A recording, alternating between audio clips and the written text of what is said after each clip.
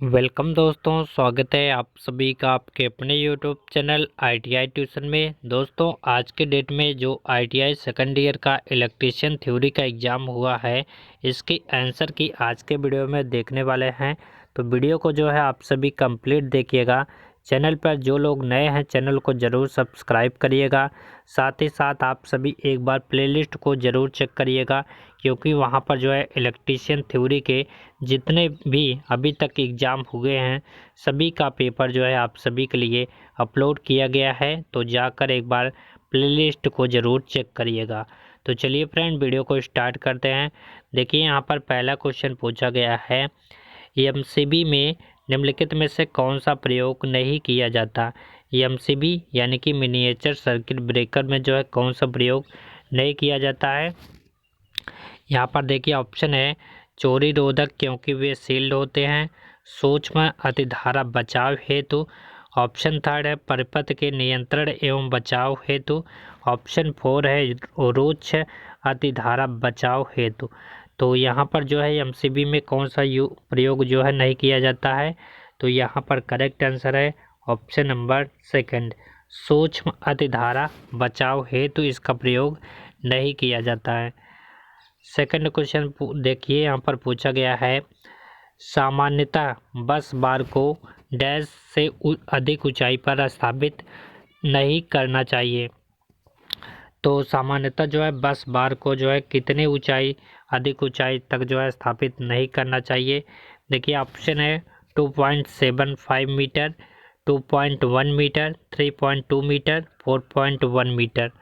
तो यहाँ पर देखिए करेक्ट आंसर इसका है 2.75 मीटर से जो है अधिक ऊंचाई पर जो है इसको स्थापित नहीं करना चाहिए। तो करेक्ट आंसर इसका है ऑप्शन नंबर ए। तीसरा क्वेश्चन देखिए पूछा गया है, विद्युत वितरण उपकेंद्र पर प्रयोग किया जाने वाला ट्रांसफार्मर प्रकार का होता है। विद्युत वितरण जो उपकेंद्र होता है जहाँ से विद्युत की सप्लाई होती है, वहाँ पर जो है कि कौन सा ट्रांसफार्मर जो है प्रयोग होता है। ऑप्शन है star delta transformer, delta star transformer, delta delta transformer, या इनमें से कोई नहीं। तो यहाँ पर जो है डेल्टा स्टार ट्रांसफार्मर का यूज किया जाता है। बी ऑप्शन यहाँ पर करेक्ट आंसर हो जाएगा। क्वेश्चन नंबर देखिए चौथा पूछा गया है, भूमिगत लाइन का प्रयोग सामान्यतः कितनी वोल्टता तक किया जाता है। भूमिगत लाइन का प्रयोग जो है सामान्यतः कितनी वोल्टेज तक लिए किया जाता है। देखिए यहाँ पर ऑप्शन है 400 वोल्ट तक, 33 kV, 66 kV, या 11 kV। तो जो भूमिगत लाइन होती है यहाँ पर जो है 66 kV तक जो है प्रयोग किया जा सकता है, इससे जो है अधिक नहीं किया जाता है।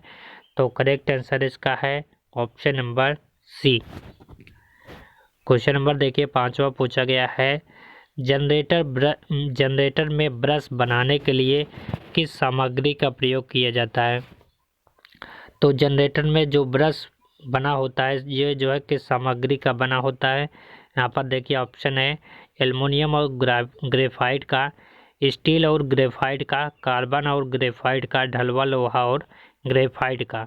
तो जनरेटर में जो ब्रश होता है ये जो है कार्बन और ग्रेफाइट का बना होता है। तो ये जो है कार्बन और ग्रेफाइट का बना होता है, तो इसलिए जो है राइट आंसर हो जाएगा option number C. Question number देखिए छठा पूछा गया है, डीसी जनरेटर में स्प्लिट रिंग का जो है कार्य क्या होता है। तो डीसी जनरेटर में स्प्लिट रिंग का कार्य क्या होता है। ऑप्शन है लगातार आउटपुट की आपूर्ति करना, एक दिशा में आउटपुट को बनाना, या विपरीत दिशा में आउटपुट करता है, या फिर प्रत्यावर्ती कंडक्टर से आउटपुट एकत्र करता है। तो डीसी जनरेटर में जो है स्प्लिट रिंग का जो कार्य होता है ये होता है एक दिशा में जो है आउटपुट को बनाना। तो करेक्ट आंसर इसका है option number B. Question number देखिए सातवां पूछा गया है, किसी यौगिक मोटर की विशेषताओं के बिना बदले DOR बदलने के लिए सबसे अच्छी विधि जो है इनमें से कौन सी होती है। तो ऑप्शन है आर्मेचर और शंट फील्ड में करंट को एक साथ बदलें। ऑप्शन बी है श्रेणी फील्ड धारा दिशा को बदल दें। या ऑप्शन थर्ड है शंट फील्ड धारा दिशा को बदल दें। या ऑप्शन फोर है आर्मेचर धारा दिशा बदले। तो यहाँ पर जो राइट आंसर है वो है option number D. Question number देखिए 8वां पूछा गया है, डीसी स्टार्टर के प्रतिरोध को शुरू करने के लिए किस सामग्री का उपयोग किया जाता है। तो डीसी स्टार्टर के प्रतिरोध को शुरू करने के लिए किसका यूज करते हैं। ऑप्शन है कॉन्स्टेंटाइन का, मैग्नाइन का, नाइक्रोम का या फिर यूरेका का। तो यहाँ पर जो करेक्ट आंसर है ये है ऑप्शन नंबर डी, यूरेका का यहाँ पर यूज किया जाता है। क्वेश्चन नंबर 9वां पूछा गया है, कौन सी कुचालक सामग्री जो है श्रेणी बी कुचालक के अंतर्गत आती है। तो यहाँ पर जो है श्रेणी बी कुचालक जो है कौन सी सामग्री है। ऑप्शन है बांस या फाइबर ग्लास या कपास या फिर चमड़े का कागज। तो जो बी प्रकार का कुचालक है ये कौन सा है, फाइबर ग्लास होता है। तो यहाँ पर जो करेक्ट आंसर है ऑप्शन नंबर बी है। क्वेश्चन नंबर 10वां पूछा गया है, 3 फेज स्क्वायरल केज प्रेरण मोटर की स्लिप गति की गणना करने का सूत्र कौन सा है। तो यहाँ पर देखिए 3 फेज स्क्वायरल केज प्रेरण मोटर की जो स्लिप ज्ञात करने का जो सूत्र होता है ये होता है option number A, NS - NR। तो ऑप्शन नंबर ए यहाँ पर करेक्ट आंसर हो जाएगा। क्वेश्चन नंबर 11 पूछा गया है, अल्टरनेटर के EMF समीकरण की गणना करने का सूत्र क्या है। अल्टरनेटर के EMF की गणना करने का सूत्र जो है इनमें से कौन सा है।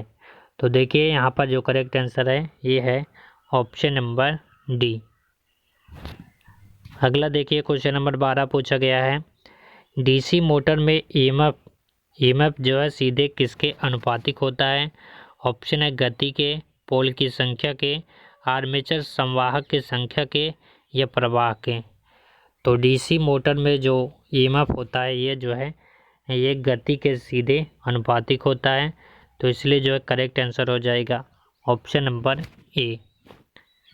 क्वेश्चन नंबर 13 पूछा गया है, निम्न में से कौन सा उपकरण मोटर को गलत वोल्टेज स्तर प्राप्त करने से बचाता है। ऑप्शन है कॉन्टैक्टर, फ्यूज सीक्वेंस डिटेक्टर या कंट्रोल रिले। तो यहाँ पर जो करेक्ट आंसर इसका है वो है option number C, phase sequence detector. Question number देखिए 14 पूछा गया है, स्टार डेल्टा स्टार्टर को क्या फ़ायदा होता है। स्टार डेल्टा स्टार्टर से जो है क्या फ़ायदा होता है। कम करंट से प्रारंभ हो जाता है, उच्च प्रारंभिक टार्क लेता है, उच्च प्रारंभिक वोल्टेज लेता है, धीमी गति से शुरुआत करता है। तो यहाँ पर देखिए ये जो स्टार्टर होता है स्टार डेल्टा स्टार्टर ये कम करंट से जो है प्रारंभ हो जाता है। तो करेक्ट आंसर इसका है option number A. Question number 15 पूछा गया है, वर्ग बी पावर एम्पलीफायर की रूपांतरण दक्षता जो है कितनी होती है। ऑप्शन है 30%, 25%, 78% या 50%। तो जो बी प्रकार का एम्पलीफायर होता है इसकी जो है रूपांतरण दक्षता जो है 78% होती है, यानी कि सी ऑप्शन यहाँ पर करेक्ट आंसर हो जाएगा। क्वेश्चन नंबर 16 पूछा गया है, यूनिवर्सल मोटर की गति नियंत्रण जो है किसके द्वारा किया जाता है। ऑप्शन है पेज कोड नियंत्रण विधि के द्वारा, आर्मेचर नियंत्रण विधि के द्वारा, फ्लक्स नियंत्रण विधि के द्वारा या इनमें से कोई नहीं। तो देखिए यहाँ पर जो करेक्ट आंसर है ये है ऑप्शन नंबर ए, इसकी जो गति नियंत्रण होती है फेज कोड नियंत्रण विधि के द्वारा किया जाता है। क्वेश्चन नंबर 17 है, DOL स्टार्टर के संकुचन कॉइल का काम क्या होता है। ऑप्शन है करंट को नियंत्रित करना, मोटर को शुरू करना, मोटर को रोकना, जहां है वहीं रोके रखना। तो DOL स्टार्टर का जो काम होता है इसका काम होता है जहां है वहीं को वहीं जो है रोके रखना। ऑप्शन नंबर डी यहाँ पर करेक्ट आंसर हो जाएगा। क्वेश्चन नंबर 18 पूछा गया है, सिंगल पोल स्विच की ऊंचाई जो है क्या होनी चाहिए। सिंगल पोल स्विच की ऊंचाई जो है कितनी होनी चाहिए। 0.33 मीटर, 1.3 मीटर, 2.75 मीटर, 1.5 मीटर। तो इसकी ऊंचाई जो है 1.5 मीटर होनी चाहिए। तो यहाँ पर जो करेक्ट आंसर है option number D. Question number 19 पूछा गया है, चलित लौह मीटर का परिचालन निम्नलिखित में से किस पर आधारित होता है। ऑप्शन है प्रेरण प्रभाव पर, ताप प्रभाव पर, विद्युत चुंबकीय प्रभाव पर या स्थिर विद्युत प्रभाव पर। तो यहाँ पर देखिए करेक्ट आंसर इसका है, ये जो है विद्युत चुंबकीय प्रभाव पर आधारित होता है। तो यहाँ पर करेक्ट आंसर हो जाएगा option number C. Question number 20 है, विद्युत चुंबक का अनुप्रयोग निम्नलिखित में से कौन सा नहीं है। तो विद्युत चुंबक का अनुप्रयोग जो है इनमें से कौन सा नहीं है। तो विद्युत चुंबक का प्रयोग जो है कहाँ पर नहीं किया जाता है। ऑप्शन है इलेक्ट्रिक आयरन में, रिले में, ट्रांसफार्मर में या कॉलिंग बेल में।